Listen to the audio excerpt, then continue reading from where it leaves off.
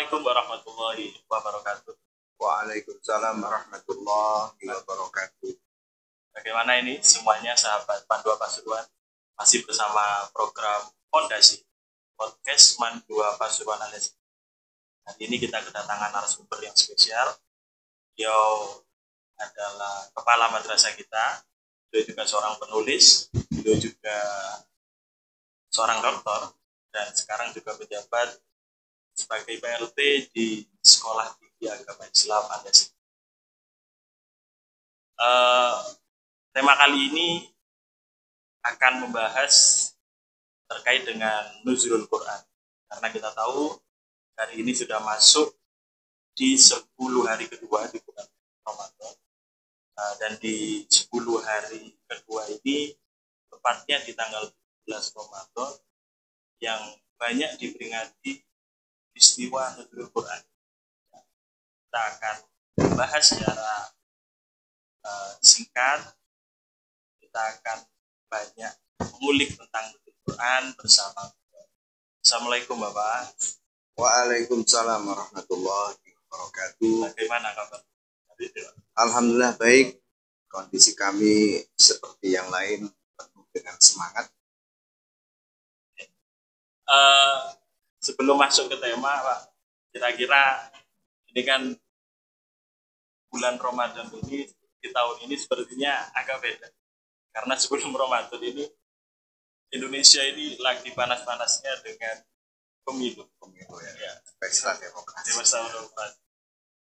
Kira-kira ada bedanya nggak Pak? Tahun ini puasa tahun ini dengan tahun lalu?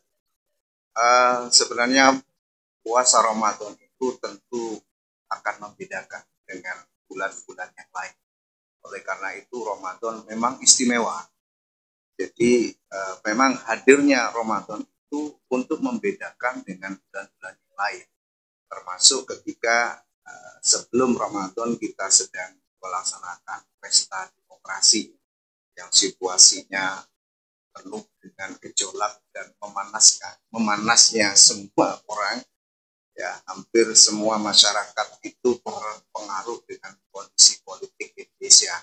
Dan alhamdulillah kita sudah mengetahui semuanya, hasil dari KPU sudah diumumkan. Itu diharapkan semuanya calling down. Ya, apalagi bulan Ramadan ini bukan bulan politik. Bulan Ramadan, bulan yang karim, bulan yang penuh berkah. Ayo kita bersama-sama calling down dan tinggalkan semua urusan. Kita banyak bertakarrub kepada Allah dengan berpuasa Ramadan, memperbanyak ibadah, baca Al-Quran, sholat malam, dan ibadah-ibadah yang lain. Insya Allah kalau orang semuanya sudah konsentrasi kepada Ramadan, semuanya. Terima kasih ya. Berarti memang bulan Ramadan ini kita kembali lagi. Kita hilangkan semua polemik di masyarakat, kita kembali, kita menuju persatuan dan kesatuan Indonesia. Oke, kembali ke topik Pak.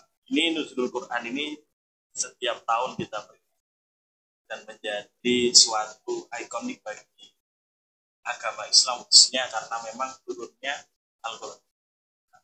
Dalam peringatan nuzulul Quran, apa sih sebenarnya nuzulul Quran itu bagaimana? Baik. Saya mengingatkan kepada diri saya sendiri dan juga kepada kaum muslimin dimanapun berada. Nuzulul Quran jangan kemudian diartikan sebagai bentuk rutinitas. Ya, jadi kalau perlu dijadikan rutinitas itu hal yang biasa. Tetapi jadikan nuzulul Quran ini sesuatu yang istimewa di dalam bulan Ramadan. Karena adalah peristiwa istimewa. Sekali lagi adalah peristiwa istimewa turunnya Al-Quran. Al-Quran itu kitab suci yang paling istimewa. Ya. Diturunkan di bulan yang paling istimewa. Diturunkan juga di hari dan tanggal yang istimewa juga. Ulama sependapat tanggal 17 Ramadan. Jadi sudah mulai kepada tanggal ganjil. Nah ini sesuatu yang istimewa, maka nuzul Quran ini adalah ulang tahun kita dalam memberikan penghargaan kepada Al-Quran sebagai kitab suci dan juga sebagai pedoman kita, sebagai undang-undang umat Islam untuk kita jalankan secara murni dan konsisten. Bicara tentang peristiwa, setiap peristiwa pasti ada waktu yang di situ terjadi. Tadi dijelaskan oleh Bapak, disepakati oleh ulama bahwasanya nuzul Quran itu 17 komandan. Yeah.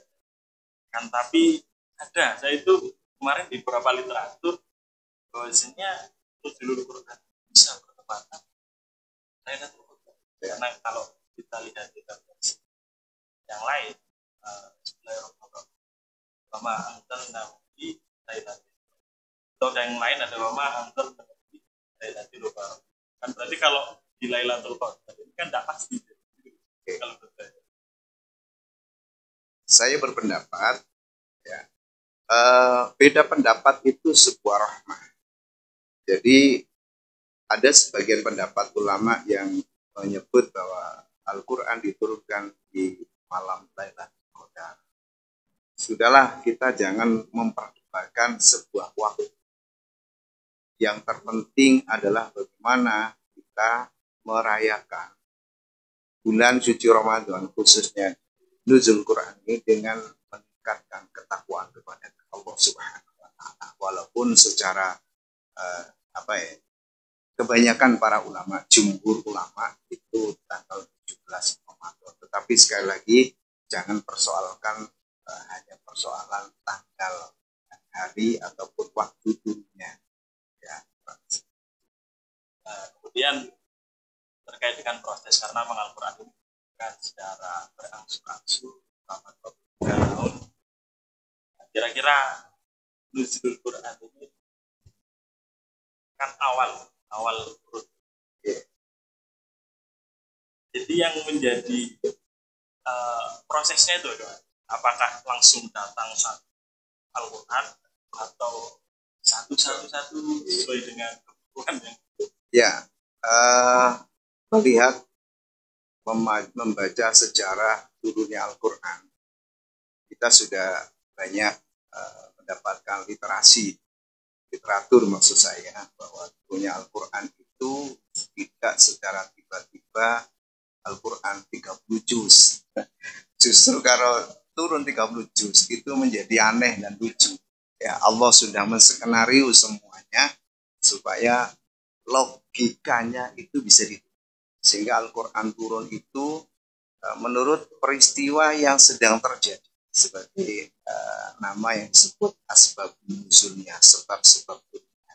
Sehingga Al-Quran itu diturunkan selama masa Rasulullah hidup setelah kenabian, usia 40 sampai dia wafat, itu terus-terusan ayat-ayat suci Al-Quran turun.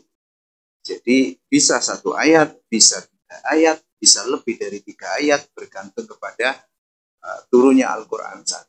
Sehingga kita pahami akhirnya Al-Quran setelah dikumpulkan oleh para sahabat, ternyata ada 30 juz, ada 114 surat, ada 6.666 ayat. Ya, mudah-mudahan kita mendapatkan berkah. Berarti kalau dilihat Al-Quran turun ketika sedang bukan, mungkin gitu kalau bisa saya ambil. Ya, saya bukan posisi beliau ya, jadi kami tidak sampai berani kemudian menafsirinya. Tetapi Al-Quran diturunkan itu dalam rangka untuk menjadi panduan, pedoman hidup yang memang oleh Allah sudah diatur bahwa Al-Quran ini harus diturunkan sebagai penutup kitab-kitab sebelumnya kepada orang yang tepat, yakni Nabi Muhammad SAW.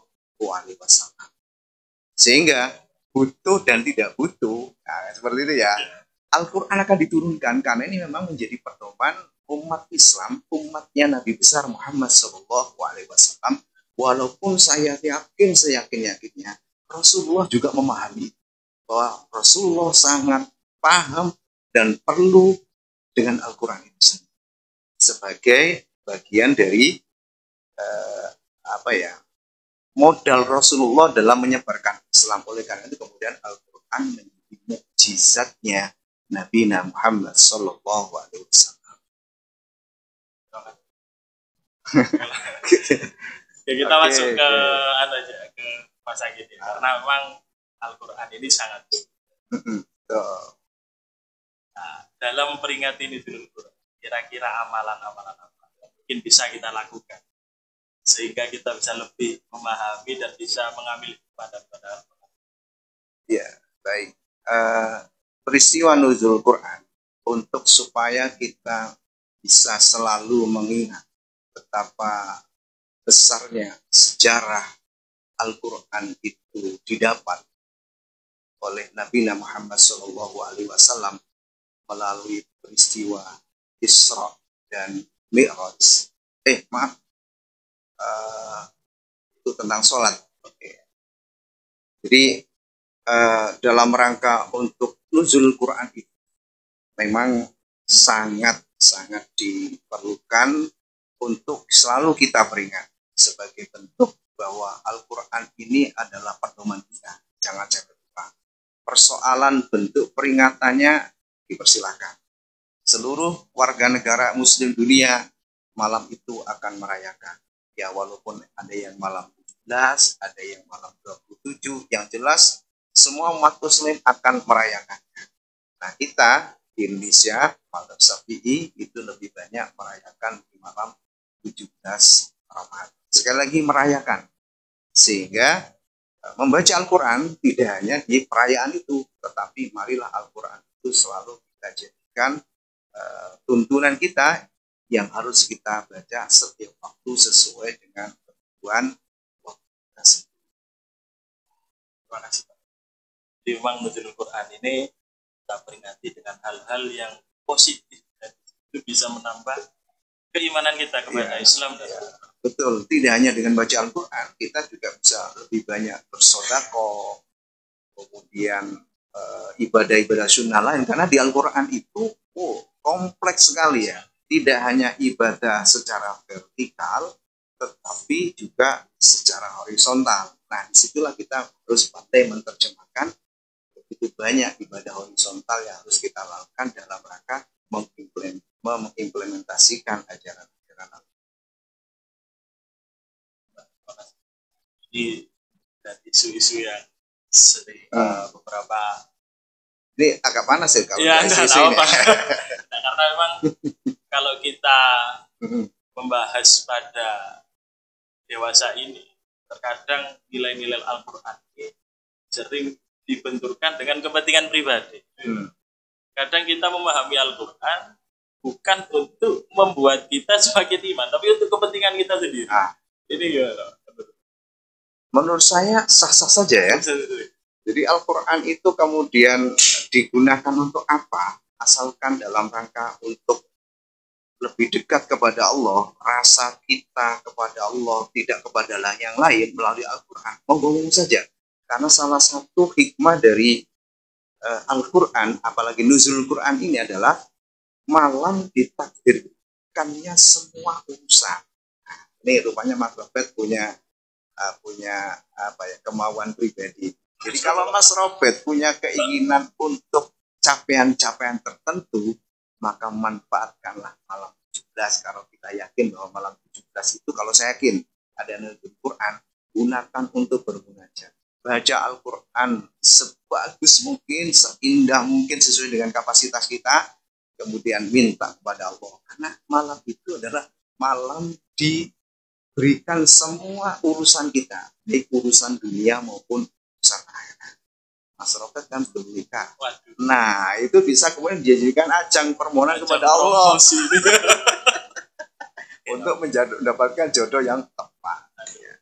Ya, bisa cek IG saya nanti di sini ya, kalau mau kenal sama saya. Wah, itu promosi ya. Ya Pak, terima kasih.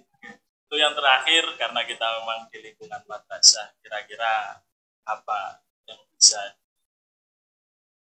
diimplementasikan kepada siswa kita, kepada tenaga kita dengan adanya Nuzul Quran sebagai hal yang akan membuat kita semakin baik, entah itu di dunia kerja, ya di dunia keimanan kita sendiri dan Ya, inilah pertanyaan penting sebagai statement closing ya. Bagaimana kemudian menerjemahkan peringatan Al-Quran ini kepada kehidupan kita, kepada pekerjaan kita, kepada status kita. Maka dengan Al-Quran kita harus menjadi generasi Quran. Generasi Quran itu ya orang-orang yang menjalankan ajaran-ajaran Al-Quran. Kalau kita jadi guru, maka jadilah guru yang amanah. Karena di Al-Quran juga mengajarkan betapa pentingnya amanah, datang tepat waktu, menyampaikan mata pelajaran kepada siswa, kemudian juga pulang tepat waktu. Meningkatkan disiplin, itu juga bagian dari ajaran Al-Quran. Innalladzina qalu rabbunallahu summastaqamu tatanazzalu alaihimul malaikah alla takhafu wa la tahzanu wa absiru. Nah, itu intinya Mas Robert. Jadi kalau orang mengakui bahwa Tuhannya ada Allah, maka berdisiplinlah. Nah, itu berlaku kepada saya sebagai guru, kepada yang lain, kepada siswa-siswa kita, maka disiplin itu adalah ajaran Al-Quran. Jika disiplin yang dalam Al-Quran disebut istiqomah, ya, maka jangan punya rasa khawatir dan takut. Allah takhafu wa la tahzan wa absirum bil jannah. Orang yang berdisiplin akan diberikan kabar oleh malaikat dengan kehidupan yang baik. Jannah itu bisa kehidupan baik dunia, menjadi guru prestasi, menjadi guru yang punya rezeki, menjadi guru yang sehat dan berkah, dan juga kebahagiaan di dunia dan akhirat. Itu Mas Robert ya. terima kasih, semoga kita bisa menjadi guru, tenaga pendidik dan juga menjadi siswa yang baik. Mungkin ini Pak yang bisa kami berikan pertanyaan. Mudah-mudahan bermanfaat. Amin.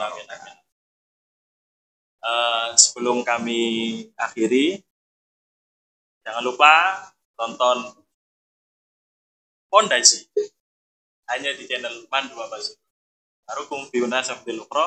Assalamualaikum warahmatullahi wabarakatuh. Waalaikumsalam warahmatullahi wabarakatuh.